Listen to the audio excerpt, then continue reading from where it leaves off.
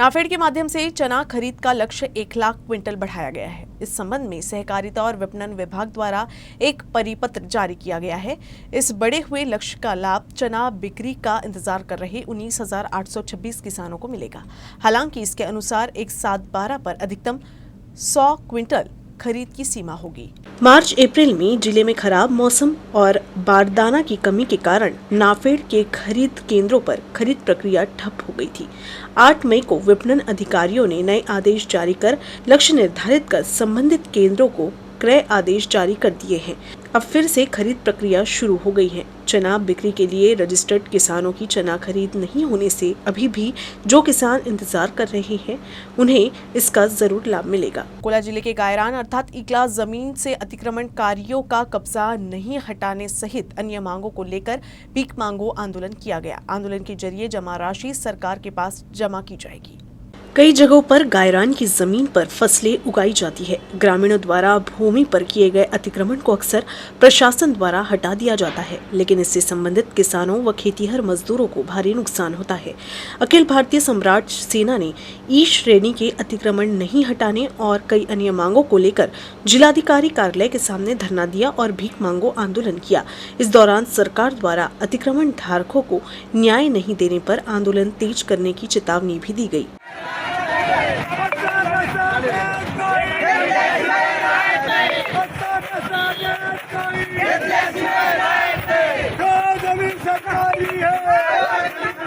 बुल्ढाना जिले के महकर तहसील के विश्वी गांव में अपने शिकार का पीछा करते हुए एक तेंदुआ गहरे कुएं में गिर गया। बाद में वन विभाग की टीम ने रेस्क्यू कर तेंदुए को बाहर निकाला। गर्मी के मौसम में अक्सर वन्य प्राणी अपने शिकार और पानी की तलाश में भटकते हुए जंगल से बाहर निकलकर ग्रामीण इलाके की ओर आ जाते हैं। ऐसे ही बुल्ढाना जिले के महकर तहसील के विश्वी गांव के पास एक तेंदुआ शिकार की तलाश में खेत में बने बड़े कुएं में गिर गया। बाद में कुएं से आवाज आने पर किसान ने खेत में झांका तो कुएं में एक तेंदुआ दिखा। किसान ने ग्रामीण की मदद से तुरंत वन विभाग को इसकी सूचना दी। बाद में वन विभाग की रेस्क्यू टीम ने कुएं में रस्सी से बनी सीढ़ी के सहारे तेंदुए को बाहर निकाला। एसटी महामंडल की बसों में भले ही यात्री बढ़ रहे हैं, लेकिन इन बसों की स्थिति अच्छी नहीं है। आए दिन तकनीकी खराबी की वजह से ये बसें बीच रास्ते में ही खराब हो जाती है। कई बार तो लापरवाही की वजह से भी यात्रियों को परेशानी उठानी पड़ती है। ऐसे ही बुल्ढाना मलकापुर मार्ग पर एक बस बिना कश प्लेट के ही यात्रियों को लेकर निकल पड़ी। हर दिन कहीं न कहीं एसटी बसों में खराबी की वजह से बीच रास्ते में रोक दिया जाता है। इसी सप्ताह बुल्ढाना जिले में एसटी बस की भयानक दुर्घटना हुई थी, जिसमें 8 लोगों की जान चली गई थी। जिसके बाद लगा कि एसटी महामंडल कुछ सीख लेगा इससे, लेकिन अभी जिले के 7 डिपो की अधिकांश बसें खटारा हो गई है और कई तो इतनी खराब है कि वो चलाने की स्थिति में भी नहीं है। कई बार बीच रास्ते में ही बस खराब होने से यात्रियों को सड़क पर उतार दिया जाता है। इन बसों में यात्रियों को जान हथेली में लेकर सफर करना पड़ता है। कब और कहां जाए कोई नहीं जानता। सड़क पर दौड़ रही इस तरह की कबाड़ बसें यात्रियों की जान से एक तरह का खेल है। एसटी में महिलाओं को रियायत मिलने से भीड़ तो देखने को मिल रही है, लेकिन बसों का बुरा हाल है। बुल्ढाना मलकापुर रूट पर तो बिना क्लच प्लेट में ही एक बस को चलाया गया। 1 घंटे के सफर में 3 घंटे लगे। यात्री बैठे बैठे थक गए थे और इस भीषण गर्मी की कड़ी धूप में एसटी बस 20 की रफ्तार से चल रही थी। यात्रियों ने जब पूछा तो बेचारे चालक और कंडक्टर क्या कहते। उन्हें जो दी गई वो उसे लेकर निकलते हैं, जबकि इस बारे में कोई भी अधिकारी बात करने को तैयार नहीं है। यात्री संगठन ने मांग की है कि राज्य सरकार इस पर ध्यान दे और राज्य में एसटी कबाड़ बसों को हटाकर नई बसें उपलब्ध कराए, ताकि यात्रियों की आरामदायक यात्रा हो। राज्य सरकार ने भले ही वान डैम में पानी के आरक्षण को स्थगित कर दिया है, लेकिन अमृत अभियान के फेज 2 के तहत वान डैम में 24 दलघमी पानी का आरक्षण मानकर अकोला मनपा प्रशासन ने 736 करोड़ की डीपीआर तैयार किया है। बताया जा रहा है कि सरकार की संचालन समिति द्वारा पानी का वैकल्पिक स्रोत तलाशने के उद्देश्य के बाद मनपा द्वारा बुल्ढाना जिले के जीगांव बांध से जल आरक्षण के लिए होड़ मच गई है। अकोला वासियों को पानी की दैनिक आपूर्ति के लिए केंद्र और राज्य सरकारों द्वारा अमृत अभियान के तहत 110 करोड़ की धनराशि वितरित की गई। निधि में सीमांकन क्षेत्रों और 8 जल निकायों के निर्माण को छोड़कर आंतरिक जल मार्गों के लगभग 445 किलोमीटर नेटवर्क को बदलना शामिल है।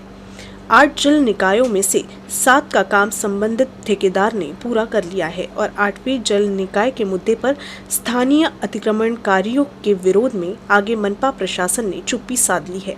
अमृत अभियान के प्रथम चरण में सीटों के तहत प्रोजेक्ट रिपोर्ट तैयार करने के लिए नागपुर की पौराणिक ब्रदर्स एजेंसी को नियुक्त किया गया है। मनपा ने वर्ष 2055 तक शहर की आबादी को देखते हुए वाण डैम से 24 मिलियन क्यूबिक मीटर पानी का आरक्षण तय किया था। तेल्हारा में किसानों के विरोध के कारण तत्कालीन भाजपा शिवसेना गठबंधन सरकार के दौरान आरक्षण स्थगित कर दिया गया था। बताया जा रहा है कि मनपा की पौराणिक ब्रदर्स एजेंसी ने वाण डैम में 24 डायघमी पानी के आरक्षण को मानते हुए 736 करोड़ रुपए की प्रोजेक्ट रिपोर्ट तैयार की है। संसद भवन का उद्घाटन देश के सर्वोच्च पद पर काबिज राष्ट्रपति द्रौपदी मुर्मू के हाथों न करते हुए प्रधानमंत्री नरेंद्र मोदी करेगी। इससे साबित होता है कि बीजेपी और आरएसएस महिला को दुय्यम दर्जा दे रही हैं। ऐसे विचार एडवोकेट प्रकाश अंबेडकर ने व्यक्त किया है। नए विस्तारित पार्लियामेंट का उद्घाटन होने जा रहा है। दुर्भाग्य की बात यह है कि केंद्र में आरएसएस बीजेपी की सरकार है। आरएसएस बीजेपी की सरकार जो है वैदिक धर्म की प्रचारक है और उसी को मानती है। वैदिक धर्म के अंदर ना महिलाओं को स्थान है, ना आदिवासियों को स्थान है। देश के राष्ट्रपति जो है वो द्रौपदी मुर्मू है, एक महिला है और एक आदिवासी है। आरएसएस बीजेपी की विचारधारा में ये दोनों भी इंसान नहीं, ऐसी परिस्थिति है। और वही दोबारा दिखाई देता है कि द्रौपदी मुर्मू प्रेसिडेंट होने के बाद भी नए पार्लियामेंट का उद्घाटन उनके हाथ से ना होते हुए बीजेपी अपने ही व्यक्ति से कर रही है, प्रधानमंत्री नरेंद्र मोदी से। हम इसकी निंदा करते हैं और देश भर में आदिवासियों को जो संदेश दिया जा रहा है कि उनको कोई स्थान नहीं है, आश्वासित करते आदिवासियों को कि 2024 में इनको हरा के दोबारा उद्घाटन जो है प्रेसिडेंट द्रौपदी मुर्मू से ही होगा, ये वंचित बहुजन आघाड़ी आपको आश्वासित करती है। अकोला पुलिस बल की महिला कांस्टेबल पूजा भटकर ने दक्षिण कोरिया में आयोजित international Asia Pacific master game 2023 में आउटडोर खेलों में स्वर्ण और रजत पदक जीता है। पूजा भटकर के प्रदर्शन ने अकोला पुलिस बल का मान बढ़ाया है। अकोला पुलिस बल की पूजा शांताराम भटकर ने 13 से 20 मई तक इस्कॉन स्टेडियम कोरिया में आयोजित एशिया पैसिफिक मास्टर गेम्स में भारतीय टीम का प्रतिनिधित्व करते हुए 30 वर्षीय गट में लंबी कूद और ट्रिपल जंप में स्वर्ण पदक और रजत पदक जीते। अकोला जिला खेल परिसर के साथ साथ आउटडोर खेलों में 100 मीटर दौड़ प्रतियोगिता में रौम्य पदक जीता है। उन्होंने अपनी सफलता का श्रेय अपनी माता, पिता, परिवार के सदस्यों के साथ साथ अकोला जिला पुलिस अधीक्षक संदीप घुगे, नितिन शिंदे, रिजर्व पुलिस निरीक्षक श्रीधर गुलसुंदरे, जूने शहर के पुलिस निरीक्षक सेवानंद वानखेड़े, जिला खेल अधिकारी सतीश चंद्र भट्ट, NIS कोचों को दिया। पूजा भटकर का जूने शहर पुलिस स्टेशन के थानेदार सेवानंद वानखेड़े एवं पुलिस कर्मियों ने जोरदार स्वागत किया। इस मौके पर पूजा का फूलों के गुलदस्ते से सम्मान किया गया।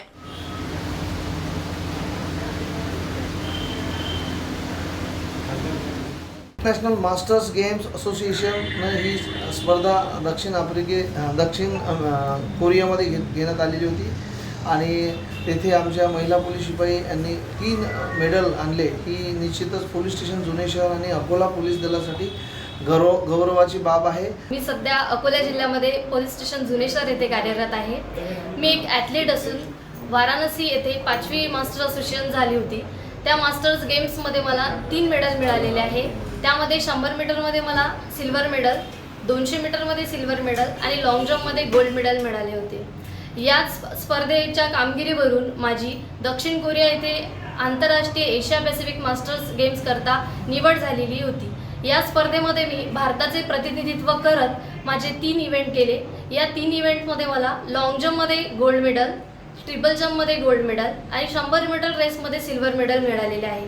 माझ्या या यशाच्या कामगिरीबद्दल सर्वप्रथम माझ्या यशाचे श्रेय माझे आईवडील, मास्टर असोसिएशन, तसेच माझे कोच NS प्रशिक्षक सागर देशमुख सर आणि जिल्हा पोलीस अधीक्षक Sandeep Guge sir, upper police अधीक्षक मोनिका राऊत मॅडम, तसेच पोलीस स्टेशनचे ठाणेदार श्री सेवानंद वानखेडे सर यांनी सर्वांनीच मला वेळोवेळी खूप सहकार्य केले. आषाढ़ी एकादशी के अवसर पर पंढरपुर के लिए रवाना हुई बुल्ढाना जिले की संत नगरी शेगांव से श्री संत गजानन महाराज की पालकी रविवार को अकोला शहर में प्रवेश करेगी. अकोलाकर ने पालकी के स्वागत की तैयारी कर ली है. संत गजानन महाराज की पालकी राजेश्वर शहर से होते हुए एकादशी को पंढरपुर जाती है. पालकी 2 दिनों तक अकोला शहर में रहती है. 2 दिनों में पूरा नगर भक्ति, आस्था, संस्कृति, साथ साथ मानवता और एक पवित्र नगरी के रूप में लगता है. विभिन्न सामाजिक संगठन, सामाजिक कार्यकर्ता और भक्तों की सेवा करते हैं, पालकी की पूजा करते हैं और महाराज का आशीर्वाद लेते हैं. अकोलेकर ने वारकरियों की पालकी का स्वागत करने के लिए जोरों शोरों से तैयारियां की है. ठहरने के स्थान पर पीने के पानी, साफ सफाई, सभी व्यवस्था स्वागत समिति द्वारा की गई.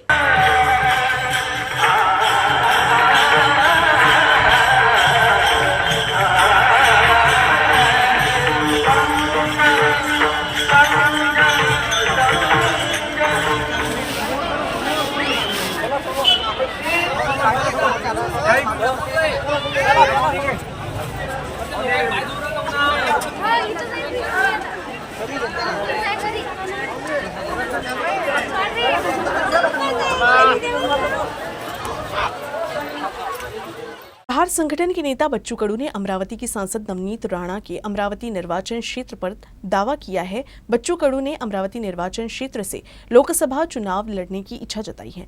बच्चू कडू ने कहा कि अगर बीजेपी शिवसेना गुट के गठबंधन में हमें ये सीट नहीं मिली तो हम अपने दम पर चुनाव लढेंगे. मी सुद्धा उभा होतो, 5000 मतांनाच पडलं होतं आणि त्या अनुषंगानं आमची तयारी सुरू झाली आहे. उमेदवार करून आमच्यावर चांगला उमेदवार आहे.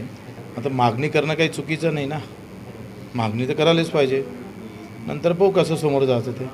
त्यांचा आशावाद बरोबर आहे, पण आता पाहू समोरची लढाई कशी लढायची ते. आम्ही 15 जागेची तयारी करतो आहे आणि 15 जागेची बऱ्यापैकी भुसावळ असेल, जळगावमध्ये 2 जागा, नंदुरबारमध्ये, सोलापूरमध्ये, अमरावतीमध्ये 3 जागा, नागपूरमध्ये 1 जागा, अकोटला 2 जागा म्हणजे अकोल्यामध्ये आणि वाशिमला, असं आपण 15 जागेची तयारी करतो आहे. शिंदे फडणवीस सरकार में शामिल प्रहार संगठन के विधायक बच्चू कडू ने अमरावती लोकसभा क्षेत्र सीट पर अपना दावा ठोक दिया है. अमरावती लोकसभा क्षेत्र की सांसद नवनीत राणा फिलहाल भाजपा की करीबी है, लेकिन बच्चू कडू के इस नए वक्तव्य के बाद राज्य में तनाव की संभावना है.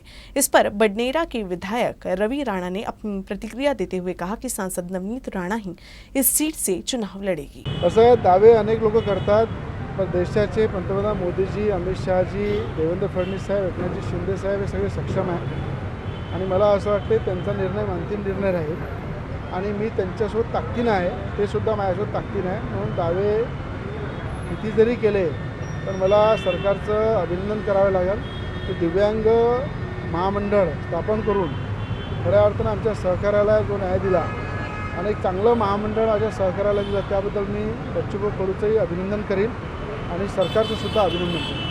केंद्रामध्ये मोदीजीसोबत, देवेंद्र फडणवीससोबत, राज्यामध्ये सगळे आम्ही एकत्र प्रचार करू आणि काही दिवसाआधी जे माजी खासदार अमरावतीला आले ते सुद्धा आमचा प्रचार करतील. जे दावे ठोकत आहेत ते सुद्धा प्रचार करतील, त्यात काही शंका नाही आहे. वेळेनुसार सगळे तुम्हाला बदल दिसते. न्यूज रूम से बस इतना ही. खबरों का सिलसिला यूं ही चलता रहेगा. आप देखते रहिएगा UCN न्यूज अकोला.